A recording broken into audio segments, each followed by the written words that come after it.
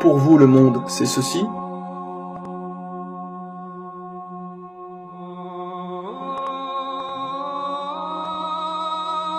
Ou bien cela.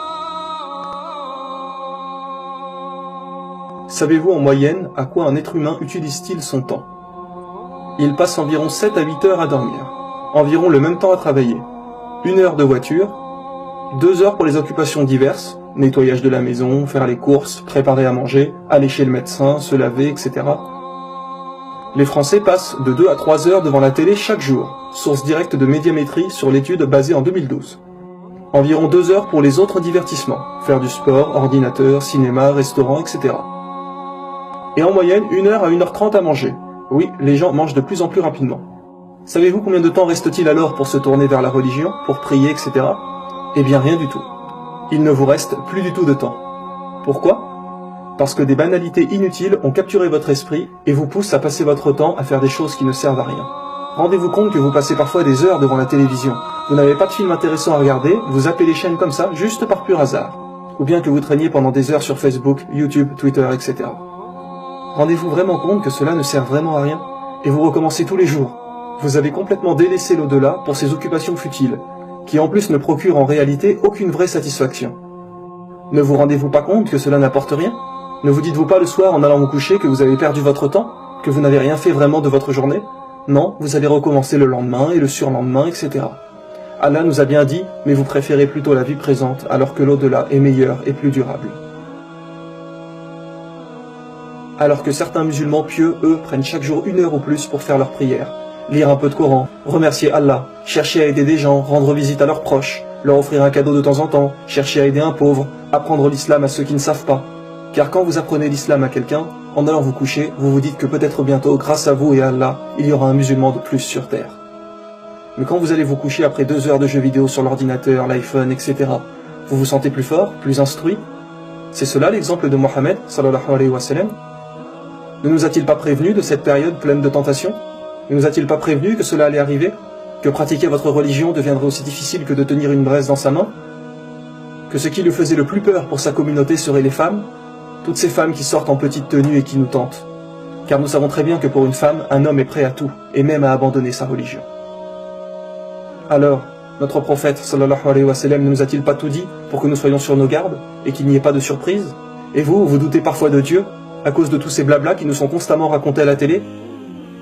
Ne nous a-t-il pas dit que viendrait une époque où de grands mensonges seraient racontés? Mes frères et sœurs, réveillez-vous. Vous entendez les rappels, mais vous n'en tirez pas les leçons. Arrêtez de passer autant de temps à vous divertir, car vous pensez que cela vous divertit, mais en réalité cela vous rend tel des esclaves. Cela est une prison pour votre cerveau. Pourquoi? Parce que vous avez constamment l'esprit occupé. Savez-vous quand est-ce qu'un humain réfléchit vraiment? Eh bien, c'est quand il n'a rien à faire. Quand vous écoutez de la musique, votre cerveau est concentré sur ce qu'il entend. Quand vous jouez à un jeu vidéo ou regardez un film, votre cerveau est concentré sur ce qu'il voit. Et donc, il ne réfléchit pas vraiment sur les buts de la vie. Donc, plus la technologie avance, et plus vous vous faites endoctriner. Vous êtes de plus en plus occupé avec quelque chose. Il est aujourd'hui presque impossible de ne rien faire. Vous attendez chez le médecin, vous sortez le téléphone et jouez à un jeu. Vous rentrez chez vous, vous allumez la télé, vous allez sur Facebook. Donc finalement, quand réfléchissez-vous vraiment? Votre cerveau est toujours occupé à des futilités.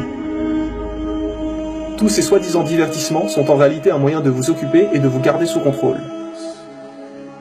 Et puis toutes ces heures où vous allez vouloir ressembler à tel ou tel acteur ou people que vous voyez dans les magazines. Et vous pensez être libre, mais vous êtes tel qu'il voudrait que vous soyez. Vous essayez constamment de ressembler à quelqu'un, vous n'êtes pas vous-même.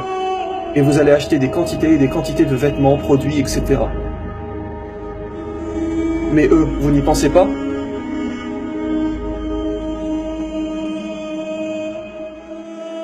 Mais non, vous perdez votre temps à cela.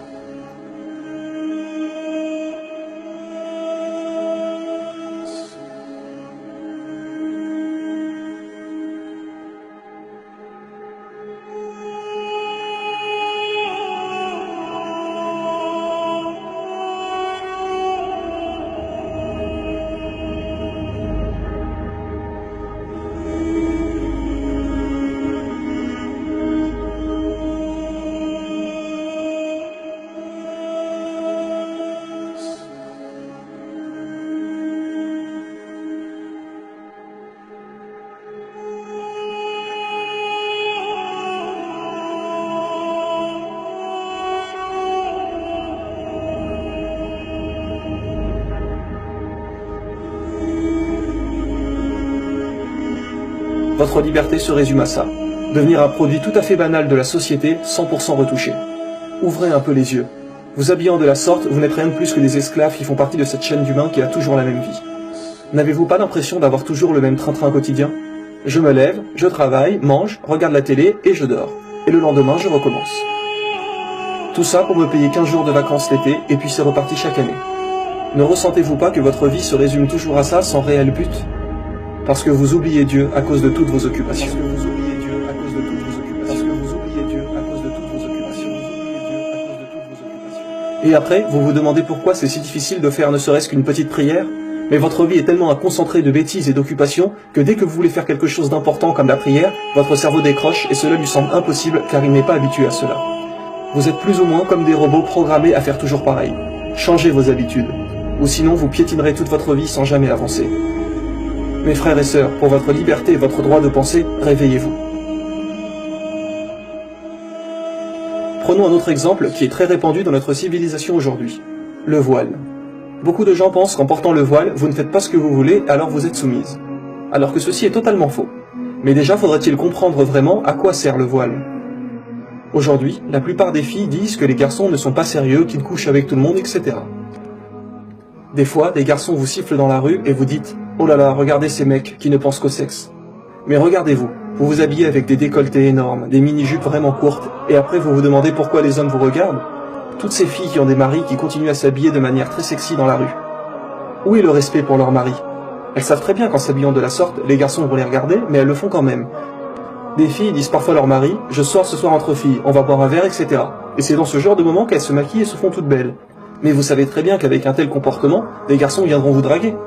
Elles se font généralement plus belles quand leur mari n'est pas là que lorsqu'il est là. Mais dites-moi, si votre mari est l'homme de votre vie, ce n'est pas normalement que pour lui que vous devriez vous faire belle? Car si vous vous faites belle quand il n'est pas là, alors c'est bien que c'est pour quelqu'un d'autre finalement. Car vous savez très bien que si vous étiez seul sur une île déserte et que personne ne pouvait vous voir, vous vous ficheriez de votre allure. Vous cherchez à plaire aux autres indirectement. Et après, vous vous demandez pourquoi il y a autant de divorces aujourd'hui? Mais il est tellement facile de rencontrer des personnes du sexe opposé, internet, téléphone, Facebook, Twitter, sites de rencontres, etc. Mes sœurs, en islam, il est tout à fait permis de se faire belle. Mais on se fait belle pour son mari. Vous avez le droit d'acheter des vêtements près du corps, des sous-vêtements qui vous mettent en valeur. Mais vous devez les porter que lorsque votre mari vous voit, et pas quand d'autres hommes peuvent vous voir. Et après vous vous dites que les hommes veulent aller voir ailleurs. Mais vous ne cessez d'être des tentations à vous habiller de la sorte. Vous êtes vous-même la cause du problème. C'est pour cela que Dieu a dit « Soyez couvertes, portez le voile pour ne pas tenter les hommes comme cela ». Si toutes les femmes portaient le voile et étaient pudiques, les hommes ne seraient pas tentés et il y aurait beaucoup moins de divorces. Donc en portant le voile, les autres hommes ne seront pas attirés vers vous. Gardez votre beauté pour votre mari et non pour les autres. Car un homme dans la rue ne va pas aller regarder une femme voilée. Sans parler des cas de viol, il n'existe presque aucun cas de viol sur une femme voilée qui sait se couvrir. À votre avis, un violeur va choisir qui? Une femme en mini-short avec un petit débardeur décolleté, ou une femme qui porte des vêtements amples et un voile? En plus d'un respect pour vous-même, c'est aussi une sécurité. De plus, on sait très bien qu'un des critères importants qui rend la femme belle est ses cheveux. Prenez une très belle fille, si vous la tondez complètement, elle sera beaucoup moins belle. Habillez de la manière dont vous le faites parfois et vous allez vous faire regarder par tous les passants. N'avez-vous pas l'impression parfois d'être un simple morceau de viande? Où est passé votre pudeur, votre respect de vous-même? Comme il est dit, oui faites-vous belle, maquillez-vous, achetez-vous des vêtements sexy, mais pour votre homme, pas pour je ne sais quel inconnu qui ne souhaite que profiter de votre corps et vous jeter après comme un vulgaire objet. Vous êtes une femme, et votre corps est sacré. Préservez-le pour votre mari et ne l'offrez pas à n'importe qui. Notre prophète, que la paix et les bénédictions d'Allah soient sur lui, nous a pourtant également prévenu que viendra une époque où les femmes seront habillées, mais cependant elles seront nues. Inutile de faire un dessin, nous le voyons tous les jours autour de nous. Chères femmes non musulmanes, ne critiquez pas les croyantes qui se voilent, car elles au moins ont le mérite de ne pas attirer sur elles le regard de vos maris. Elles au moins ont le mérite de ne pas attirer sur elles le regard de vos maris. Elles au moins ont le mérite de ne pas attirer sur elles le regard de vos maris. Allahu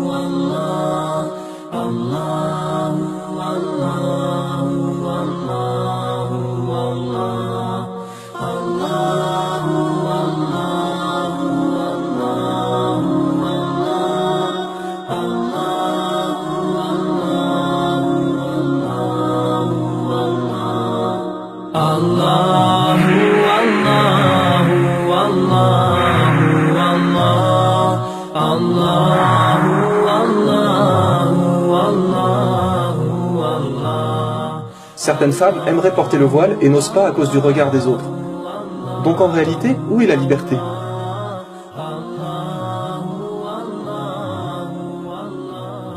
Et en suivant les critères de beauté que la télé et les magazines vous imposent, vous vous soumettez finalement à ce qu'ils vous montrent. Ils sortent une mode et vous suivez sans vous dire que vous n'êtes rien de plus que des marionnettes. Votre liberté à vous, c'est cela? Voilà le comportement d'un musulman et d'une musulmane. Je passe mon temps libre à prier, à remercier Dieu, à faire le bien autour de moi. Je passe du temps avec mon époux ou mon épouse, je me fais belle pour lui. Et en agissant de la sorte, vous allez savoir ce qu'est le vrai amour. Pas celui construit et inventé par les médias. Car en agissant ainsi, tout est finalement basé sur du superficiel et cela finit toujours en divorce.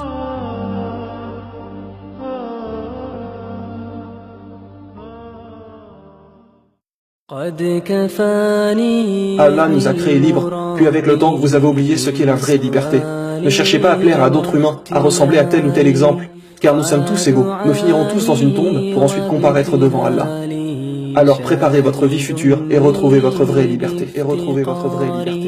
قد كفاني علم ربي من سؤالي واختياري فدعائي وابتهالي شاهد لي بافتقاري